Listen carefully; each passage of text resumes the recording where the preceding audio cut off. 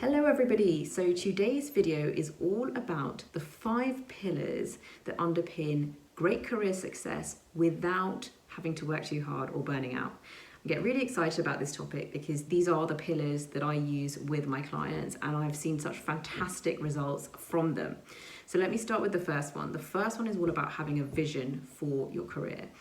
Whatever your normal planning period is, it's about stretching a bit beyond that. So if you normally plan for about a year in advance, and a lot of companies and individuals do because they have objectives for the year, your vision needs to stretch to about 3 years or maybe 5 years, whatever feels exciting and meaningful for you. For most people, 10-year is a little bit too far out. That said, sometimes when I'm doing extensive vision work, we do actually get into 10-year vision territory because it's amazing what you can achieve in 10 years that might seem completely like a dream currently.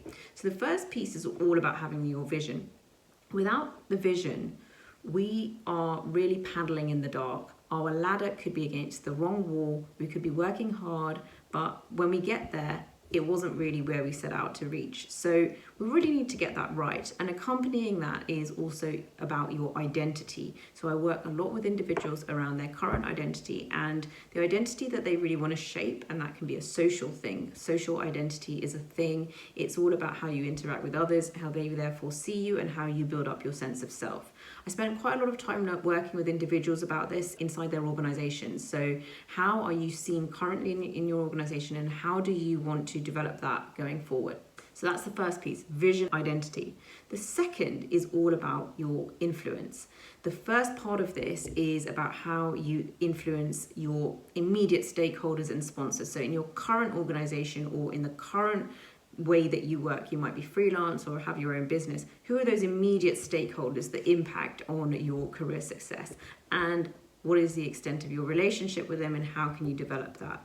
I get into this in a lot of detail in my podcast, and I've also done some specific LinkedIn posts about this. So if you want more, then let me know, or we will link it in the comments. The third bit is about your online profile and influence. And don't worry, I'm not trying to tell you that you need to be an influencer here, but if somebody was to Google you online, would they get a sense of what you are expert in? And are you cultivating that expertise? And are you sharing it in a way that people can then know you for that topic?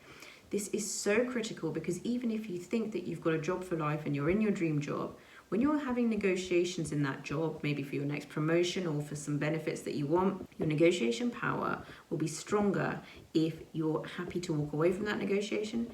And if you have a really good online profile, and that includes that you interact with people from your industry and that you share great ideas, related to your industry, if you have all of that, you're going to be more comfortable walking away from the negotiation, which means you're going to get a better outcome in that negotiation. Your negotiation power will have increased.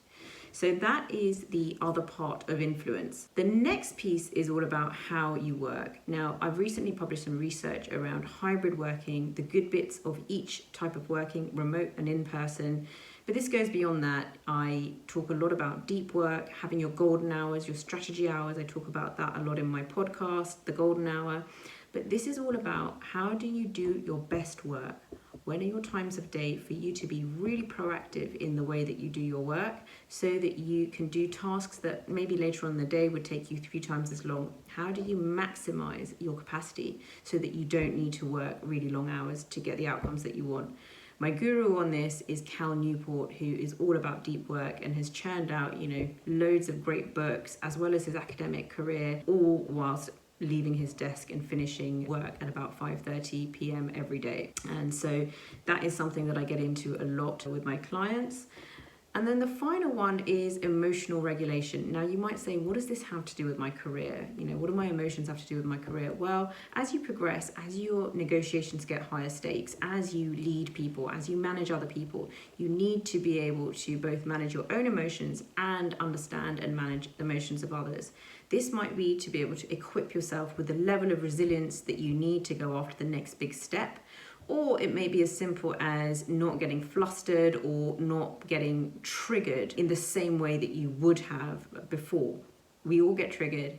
Triggers are actually a reflection of our core values, but it's about the self-awareness to know and manage those in a way that doesn't overly compromise our well-being or our impact in the world. So there you have it, 5 amazing pillars having a vision and identity, having influence with those that you work closely with and your key stakeholders, having an online profile and expertise, being able to do deep work, strategic work, golden hour work, so that you don't have to work all hours to deliver and turn out fantastic work and do your best work for the world. And then the final one, emotional regulation and self-regulation.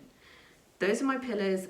I work extensively with these with my clients, and I hope they are of value to you as well. Take care and see you next time.